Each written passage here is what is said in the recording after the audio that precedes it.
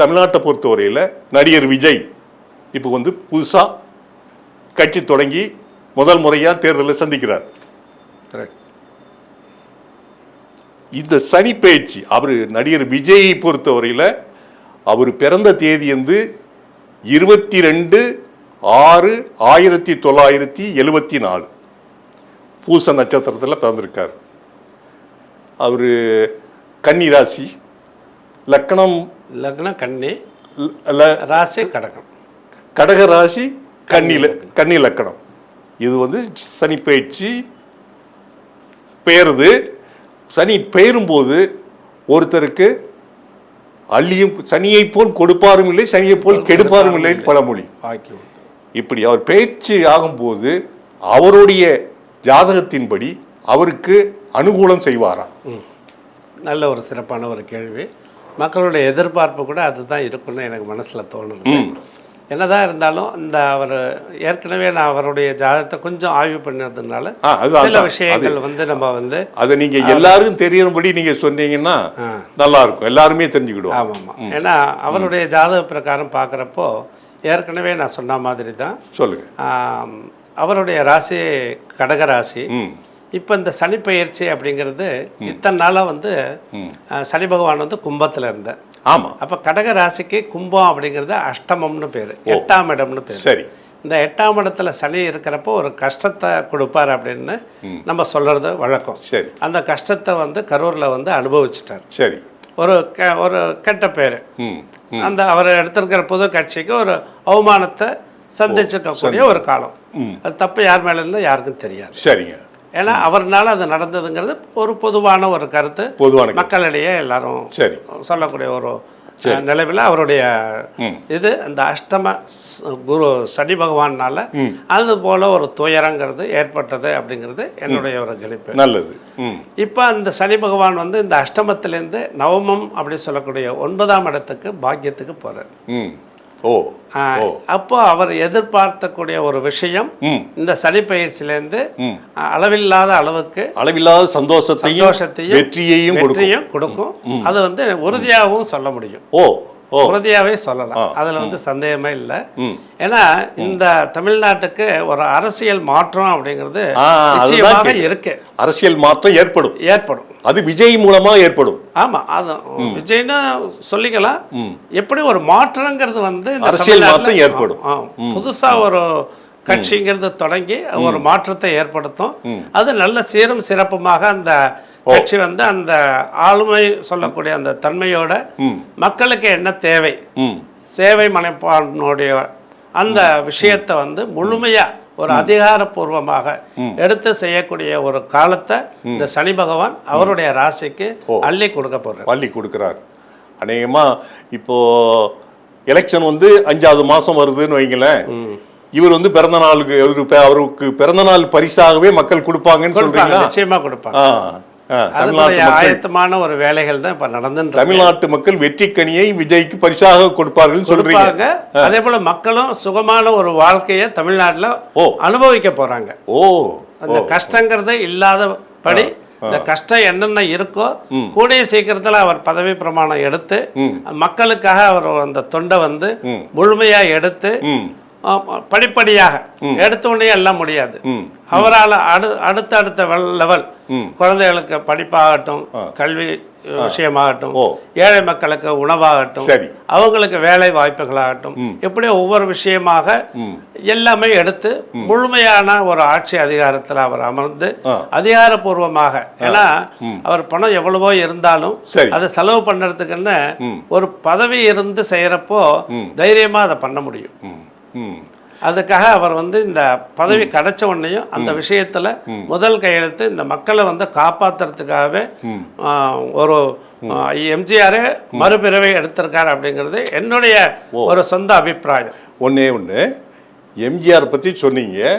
எம்ஜிஆர் வந்து கிட்டத்தட்ட அவர் சார்ந்த ஒரு கட்சியில் 50 ஆண்டு காலம் இருந்தார், உழைச்சாரு. அந்த கட்சிக்கு பொருளாளராக இருந்தார், அதெல்லாம் எம்எல்ஏவாக இருந்தார். அதுக்கப்புறம் தான் அவர் கட்சி தொடங்கினார், வெற்றி பெற்றார், தமிழ்நாட்டின் முதலமைச்சரானார்.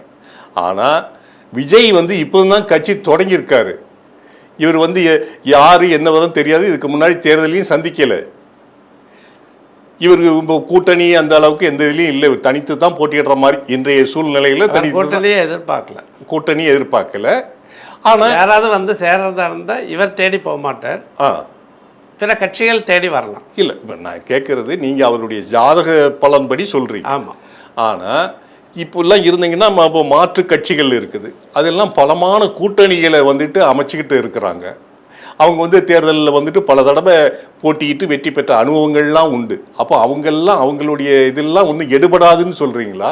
ஏன்னா இந்த அனுபவத்தெல்லாம் மக்கள் நிறைய அனுபவிச்சுட்டாங்க. ஓ ஓ அனுபவம் இருந்த அந்த கட்சியை அவங்க வந்து நல்ல வளர்த்து மேல்மையில் கொண்டு வந்திருந்தா கூட மக்களுக்கு திருப்தி செய்யக்கூடிய அளவுக்கு இன்னும் மக்கள் வந்து மகிழ்ச்சி அடையலை, திருப்தி அடையலைன்னு சொல்லலாம், சந்தோஷம் அடையலை. ஓ சரி, இவரையாவது நம்ம ஜெயிக்க வச்சா அந்த சந்தோஷம் நமக்கு கிடைக்குமான்னு ஒரு அன்பான ஒரு பாசத்துல மக்கள் வந்து எதிர்பார்க்கறாங்க. இப்போ வந்து இப்போ உங்களுக்கு வந்து எல்லா அனைத்து தரப்பு மக்களும் ஒருங்கிணைந்து இவருக்கு ஓட்டு போடுவாங்கன்னு சொல்ல முடியுமா?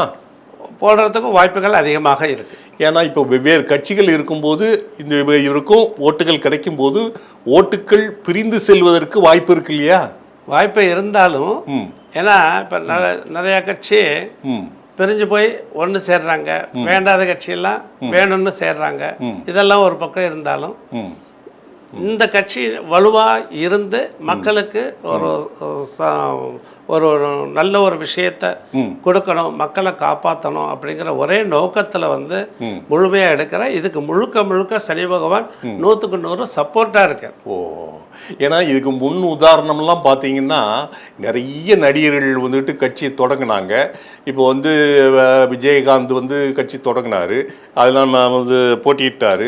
முதல் தடவை அவர் போட்டியிடும்போது விருத்தாச்சலம் தொகுதியில் மட்டும்தான் அவரால் வெற்றி பெற முடிஞ்சுது. வேறு எந்த இதுலேயுமே வந்துட்டு இது சோபிக்க முடியலை. அதன் பிறகு கூட்டணிகள்லாம் அமைச்சு அதன் பிறகு தேர்தலில் பங்கேற்று கணிசமான அளவுக்கு எம்எல்ஏக்களை பெற முடிஞ்சுது. அதே போல் இப்போ பலர் வந்துட்டு கட்சி தொடங்கியிருக்காங்க. ஏன்னா ஆனால்பட்ட சிவாஜி கணேசனே வந்துட்டு கட்சி தொடங்கி வந்துட்டு தேர்தலில் நின்று திருவையாறில், தஞ்சை மாவட்டம் திருவையாறில் தேர்தலில் நின்று தோல்வியை தான் தழுவ முடிஞ்சுது.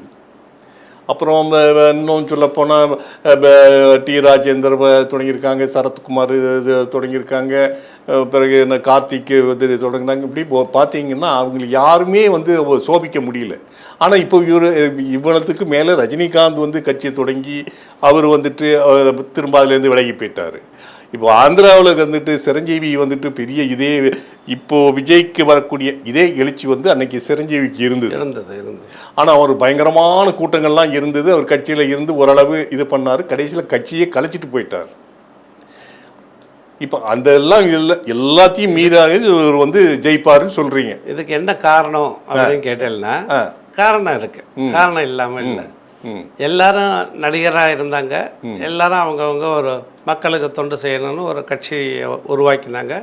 அந்த கட்சியை மூலமாக இந்த எலெக்ஷனில் வரணும், ஒரு பதவி வகிக்கணும், மக்களுக்கு நல்ல சிறப்பான ஒரு விஷயத்தை செய்யணும் அப்படிங்கிற எல்லாருமே அந்த ஒரு நோக்கத்தில் தான் வராங்க. சரி, வந்தாலும் இவர் வரத்துக்கு முன்னாடியே பல வருஷ காலமாக அவர் தொண்டர்கள், ரசிகர்கள் அந்தந்த ஊர்ல எங்கெல்லாம் இவருடைய சினிமா வெளியாகிறதோ அந்தந்த ஊர்ல குக்கிராமம் உள்பட அந்தந்த கிராமத்திலே ஒரு நற்பணி மன்றம் இருக்கு, ஒரு சேவை மன்றம் இருக்கு. சரி, அதுல வந்து பல மக்களுக்கு 10 வருடமாக கல்வி கொடுக்குறாங்க, மெடிக்கல் கொடுக்குறாங்க, மக்களுக்கு தேவையான உதவியெல்லாம் செய்யறாங்க.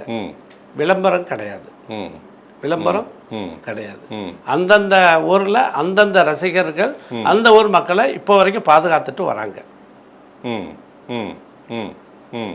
அவர் வந்து விளம்பரத்துக்காக அந்த விஷயமெல்லாம் எதுவும் பண்ணல. இதை கடந்த 10 வருஷமா பண்ணிட்டு இருக்காங்க. இதுக்கு முன்னாடி வந்த இந்த நடிகர்கள் யாருமே அது மாதிரி விஷயங்கள் பண்ணினது கிடையாது. எடுத்து நடித்தோம், உடனே கட்சிக்கு வந்தோம், அப்படிதான் இருந்தாங்களே. வந்து அவங்க ஒரு நல்ல ஒரு தர்ம சிந்தனையில் மக்களுக்கு ஏதாவது நல்ல ஒரு உதவி எல்லாம் செஞ்சாங்களா அப்படிங்கிறது ஒரு கேள்விக்குறியா இருக்கு. சரி, அவங்கெல்லாம் பல வருஷமா இருந்தாங்க வச்சிருந்தாங்க. இவர் கட்சி தொடங்கியதே 1 வருஷம் தானே ஆச்சுது. கட்சி தொடங்கி ஒரு வருஷம் இவருடைய ஆகட்டும், கொள்கை என்னங்கிறது யாருக்குமே தெரியாத. கொள்கையே வேண்டாம். 10 வருடமாக ஒரு நல்ல ஒரு மக்களுக்கு தேவையான ஒரு சேவை என்ன செஞ்சிருக்காரு இப்போ குறிப்பிட்டு சொல்லணும்னா இவர் மக்களுக்கு வேற என்ன பண்ணியிருக்கிறாரு? ஏழை மக்களுக்கு தேவையான உதவிகள் அந்தந்த ஊர்ல அந்தந்த ரசிகர்கள் செஞ்சுட்டு இருக்காங்க. சரி, நீங்க போய் விசாரிச்சாலே சொல்லுவாங்க. இப்பெல்லாம் வந்து இருக்குன்னா இப்போ இருக்கக்கூடிய ஆட்கள் பலம், வந்து பண பலம் எல்லாத்தையும் மீறி வந்துட்டு இவர் வந்துட்டு வெற்றி பெற வாய்ப்பு இருக்குன்னு சொல்றீங்களா? ஆமா, ஜாதக ரீதியாக தான். எனக்கு வந்து கட்சியை பத்தி எல்லாம் எனக்கு அனுபவம் கிடையாது. சரி. கட்சி ஜாதக ரீதியாக அவருக்கு சாதகமான பலன் இருக்கா, பாதகமான பலன் இருக்கா, அதை நம்ம ஆய்வு பண்ணி சொல்ல முடியும். இல்லை இப்போ இந்த சனி பயிற்சிக்கு முன்னாடி வரைக்கும் இந்த சனி அஷ்டமத்தில் இருக்கிறதுனால ஒரு சிரமமான காலம் அப்படிங்கிறதும் தெரியும். இல்லை அவருக்கு நல்ல சாதகமான பலன் இருக்கு. ஆனால் ஆட்சியை கைப்பற்றக்கூடிய அளவுக்கு அவருக்கு வாய்ப்பு கிடைக்குமா? வாய்ப்பு இருக்குங்கிறது தான் என்னுடைய நம்பிக்கை இருக்கு. எனக்கு ஜோதிடத்தில் எவ்வளோ நம்பிக்கை இருக்கோ அந்த நம்பிக்கையை வச்சு வருவார் அப்படிங்கிற ஒரு நம்பிக்கையில் தான் நான் சொல்கிறேன்.